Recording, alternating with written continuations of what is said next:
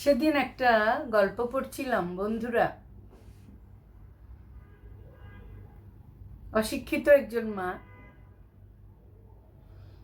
তার ছেলেটা পিতৃহীন ছিল। মা গ্রামে তাদের যা টুকটাক ছিল কোনো রকমে এসএসসি পর্যন্ত পড়িয়েছেন। এরপর ছেলেটা স্ব-উদ্যোগে শহরে গিয়ে টিউশনি করে টোরে পড়ে বিদেশে তো গেছে। বিদেশে গিয়ে ছেলেটা আর দেশে ফিরে আসে না। তখন তো মোবাইলের যুগ ছিল না। সে করতো কি, প্রায় মাকে চিঠি লিখত, অন্তত মাসে একটা চিঠি পাঠাতো। মা তো অশিক্ষিত ছিল, ছেলে এটা জানতো, কিন্তু বিদেশে গিয়ে সে এত ব্যস্ত হয়ে পড়েছে, এত কিছু তার খেয়াল ছিল না। পিয়ন যখন চিঠিটা দিয়ে যেত, মা কত খুশি হয়ে হাত বুলাতো, তাকিয়ে দেখতো, চুমু খেত, বুকে জড়িয়ে ধরতো, তারপরে তার সিন্ধুকে ঢুকিয়ে রাখতো।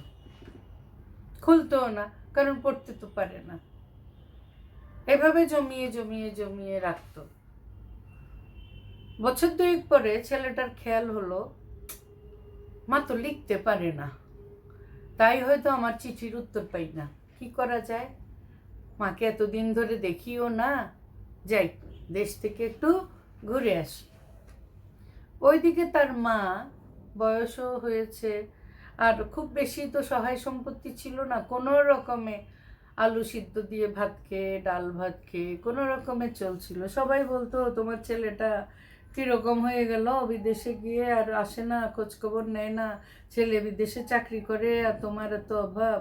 বলে থাক, আমার ছেলে ভালো থাকুক, আমি তো এগুলো খেয়েই এত বছর ধরে অভ্যস্ত, আমার অসুবিধা হচ্ছে না, এই বলতেন উনি। এই করতে করতে একবার হলো কি, কেমন কি অসুখ হলো, চিকিৎসা হচ্ছে না, কেউ নাই তো বেচারির, দেখতেও আসে না কেউ তেমন। আর গাঁটের পয়সা খরচ করে কে চিকিৎসা করে?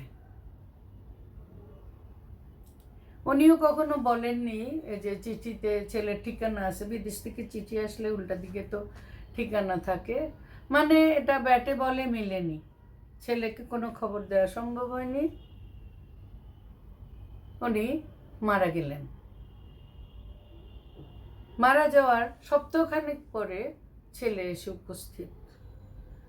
এসে দেখে মা বেঁচে নাই। আরে কি হলো, কি অবস্থা? তখন গ্রামের লোকজন তো একটু ঠোটকাটা টাইপের হয়, তোমরা জানো বন্ধুরা। তারা বলছে, তুমি কি রকম ছেলে, তোমার মা বিধবা মানুষ, কত কষ্ট করে তোমাকে বড় করেছে, আর তুমি আসো না, কিছু না, কোনো খবর নাও না, এখনো সেই আগের অভাবের মধ্যে থেকে বেচারি। বলে অভাবের মধ্যে কেন? বলে তো উনি টাকা পাবেন কোথায়? আমি তো প্রত্যেক মাসে মাকে চিঠি লিখতাম। তখন বলে, হ্যাঁ আমরাও দেখতাম পিয়ন আসছে, তো চিঠি দিয়ে কি হবে? তখন ছেলে মার ওই ঘরে ঢুকে মার সিন্দুকটা খুললো। সিন্দুক খুলে দেখে 2 বছর ধরে প্রতি মাসে একটা তো চিঠি সে লিখতই, মাঝে মাঝে বেশিও লিখতো। চিঠিগুলো সব খাম বন্ধ অবস্থায় যত্ন করে স্তরে স্তরে সাজিয়ে রেখেছেন মা। গ্রামবাসী দেখলো ছেলেটা খামগুলো খুলে খুলে, কোনো চিঠি মা তো পড়তে পারেনি, কাউকে দিয়ে পড়ায়নি, ওনার বুদ্ধিতে বোধহয় কুলায়নি যে কাউকে দিয়ে একটু পড়ায়। প্রত্যেকটা খামের ভিতরে $100 নোট। কি বুঝো বন্ধুরা? যোগাযোগে সমস্যা হলে, কমিউনিকেশন গ্যাপ হলে কত কিছুই না হতে পারে।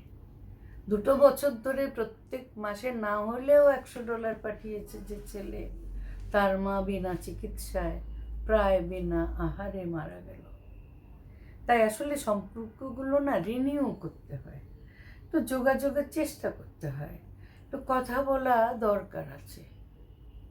আসো, এইসব ঘটনা শুনে টুনে আমরা আমাদের সম্পর্কগুলোকে রিনিউ করে নিই না। আরেকজন কি বলল তোমার নামে, বা আমার নামে তোমাকে গিয়ে কি বলল, এগুলো যদি আমরা বিনা যাচাইয়ে বিশ্বাস করে নেই, সেখানে যেমন গন্ডগোল হতে পারে, কোনো কথাবার্তা না হলেও গন্ডগোল হতে পারে, কাল্পনিক অনেক কিছু সেখানে জায়গা করে নেয়। তাই দুঃখের হোক আনন্দেরও হোক, কিছু কথাবার্তা সত্যিকারের যারা আপনজন তাদের সাথে শেয়ার করাটা উচিত, তাই না বন্ধুরা? কমেন্টে জানাইও তো ঘটনাটা কেমন লাগলো।